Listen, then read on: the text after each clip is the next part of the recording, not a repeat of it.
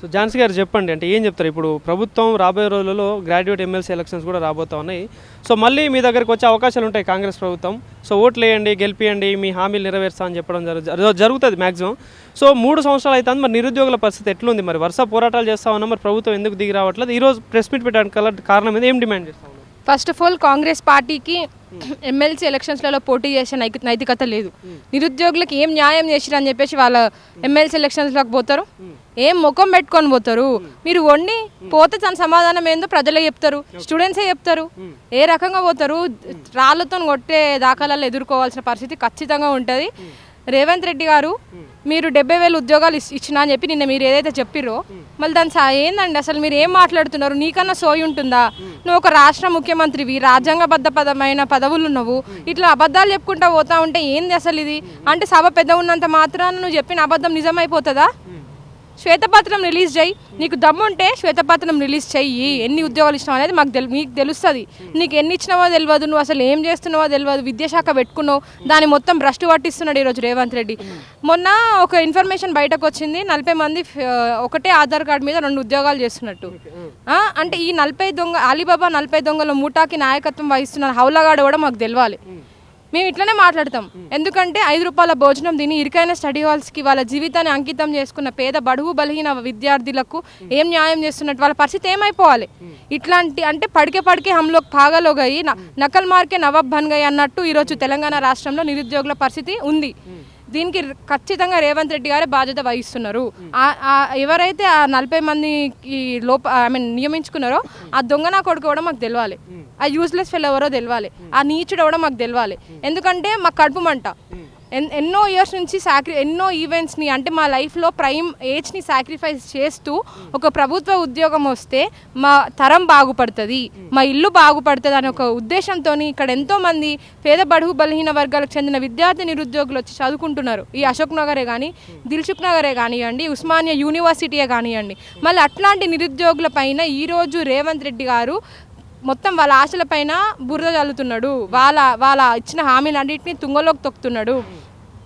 అయ్యా రేవంత్ రెడ్డి, నీ ఆశలు అడుగుతలేము, నీ పదవులు అడుగుతలేము, నీకు 2-3 మంత్రి పదవులు కావాలి. మళ్ళీ పేద బడుగు బలహీన వర్గాలకు చెందిన విద్యార్థి నిరుద్యోగులకు ఒక ఉద్యోగం కూడా వద్దా? సమాధానం చెప్పాలి. ఆ రోజు యూత్ కమిషన్ ఏర్పాటు చేసి విద్యార్థి నిరుద్యోగులకి ఉద్యోగ అవకాశాలు మెరుగుపరుస్తాను అని అన్నాడు. మళ్ళీ యూత్ కమిషన్ ఎక్కడ పోయింది చెప్పాలి. యూత్ కమిషన్ ఎక్కడ పోయింది? నీ ఇష్టం వచ్చినట్టు నువ్వు చెప్పుకుంటా పోతా ఉంటే నీ ఇష్టం వచ్చిన నీ ఉద్యోగాలు నువ్వు ఎందుకు ఇస్తున్నావు? అంటే నువ్వు మాకు భిక్ష పెడుతున్నావా? 19,000 ఖాళీలు ఉన్నాయని చెప్పి స్వయంగా డీజీపీ గారే చెప్పారు. నువ్వు 7,000 ఇవ్వడానికి అసలు నువ్వెవరు? ఎన్ని ఉన్నాయని ఫిల్అప్ చేయాలి కదా.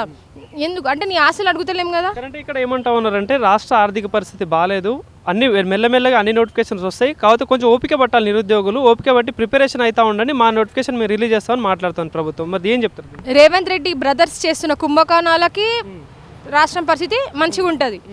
మాకు ఉద్యోగాలు అడుగుతూనే రాష్ట్రం పరిస్థితి బాగలేదు. అందాల పోటీలకి మంచిగా ఉంటుంది, ఫుట్బాల్ మ్యాచ్లకి మంచిగా ఉంటుంది.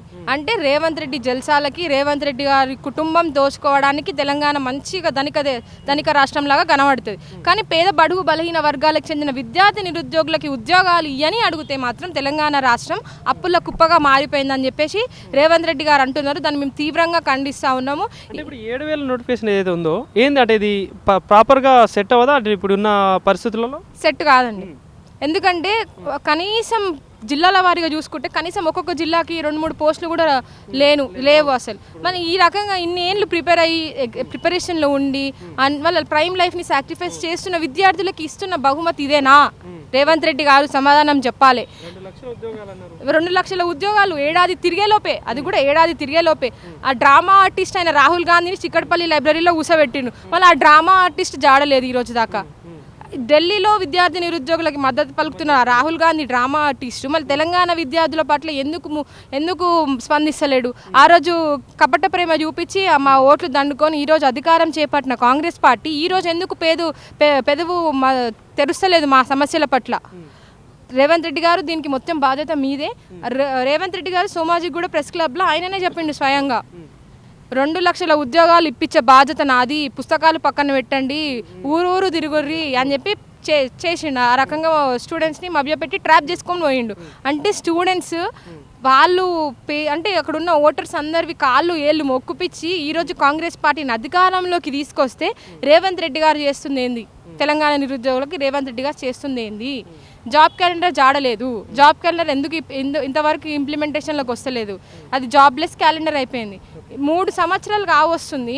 జాబ్ క్యాలెండర్ ఎక్కడ పోయింది? ప్రతి ఏడాది జాబ్ క్యాలెండర్ ప్రకటించి చట్టబద్ధత కలిగిస్తాము అని చెప్పినావు కదా, మళ్ళీ ఏది జాబ్ క్యాలెండర్ జాడలేదు. 4,000 నిరుద్యోగ భృతి ఎక్కడ పోయింది? టీజీపీఎస్సీ ప్రక్షాళన చేస్తాను. టీజీపీఎస్సీ ఓఎంఆర్ షీట్స్ ఏమో రోడ్ల పైన పడ్డాయి. మళ్ళీ ఏంది అంటే టీజీపీఎస్సీ ఏం చేస్తుంది? టీజీపీఎస్సీ ఒక కాన్స్టిట్యూషనల్ బాడీ కదా, అంటే ఇక్కడ ఒక వ్యవస్థ ఫెయిల్ అయిపోయింది. అంటే గవర్నెన్స్ పనికి వస్తలేదు, గవర్నెన్స్ ఫెయిల్ అయిపోయింది.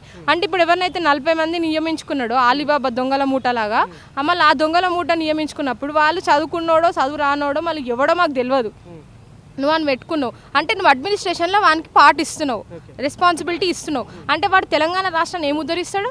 అంటే నువ్వు మొత్తం మీద ఏం చేస్తున్నావు అంటే తెలంగాణ రాష్ట్రాన్ని మొత్తం భ్రష్టు పట్టించాలి, తెలంగాణ రాష్ట్రాన్ని ఆగం చేయాలని చెప్పేసి రేవంత్ రెడ్డి కంకణం కట్టుకున్నాడు. సో ఏం చెప్తానంటే చివరగా, అంటే ఎవరైతే ఇట్లా ఫైట్ చేసే వాళ్ళు ఎవరైతే ఉన్నారో, ప్రశ్నించే వాళ్ళు ఎవరైతే ఉన్నారో, అసలు వీళ్ళంతా నిరుద్యోగులే కాదు, ప్రతిపక్షాల మాయలో పడి ప్రభుత్వంపై బురద జల్లుతా ఉన్నారని చెప్పేసి ఒక మాట చాలామంది నేతలు మాట్లాడతారు. సో వాళ్ళకి ఏం చెప్తారు మరి? అదే రోజు అదే 3 సంవత్సరాల క్రితం రేవంత్ రెడ్డి గారు మళ్ళీ ఇదే అశోక్ నగర్ వేదికగా కాంగ్రెస్ పార్టీ నాయకులు ఎందుకు ప్రచారం చేసిరు, నిరుద్యోగులను ఎందుకు తీసుకుపోయారు, రాహుల్ గాంధీ ఎందుకు వచ్చిండు అంటే వాళ్ళు చేసింది ఏమో అది డ్రామాలు కాదు, ఇప్పుడు మా సమస్య మీరు వింటలేరు అని చెప్పేసి ఎప్పుడో ఒకసారి ప్రతిపక్షం దగ్గర పోతే వాళ్ళు చేపిస్తున్నట్టు అవుతుంది. అంటే వాళ్ళు చేపిస్తే మేము చేయనీకి ఏమైనా మేము పిచ్చోళ్ళమా? వీళ్ళు కూడా వచ్చారు కదా, బస్ యాత్రలో కూడా చేపించిండు. అంటే ఎవరన్నా ఏ పార్టీ అయినా చేపించిందా? వీళ్ళు చేసినంత పొలిటికల్ స్టాంట్లు వీళ్ళే కదా చేసింది. కేంద్రంలో ఎట్లయితే విద్యాశాఖ మంత్రి రాజీనామా చేసిండో, ఈయన కూడా విద్యాశాఖ మంత్రికి రాజీనామా చేయాలి, ఆయన ముఖ్యమంత్రి పదవికి కూడా రాజీనామా చేయాలి. ఆయన ఆ పదవిలో ఉండడానికి ఏమాత్రం నైతికత లేదని చెప్పేసి మేమందరం భావిస్తూ ఉన్నాం.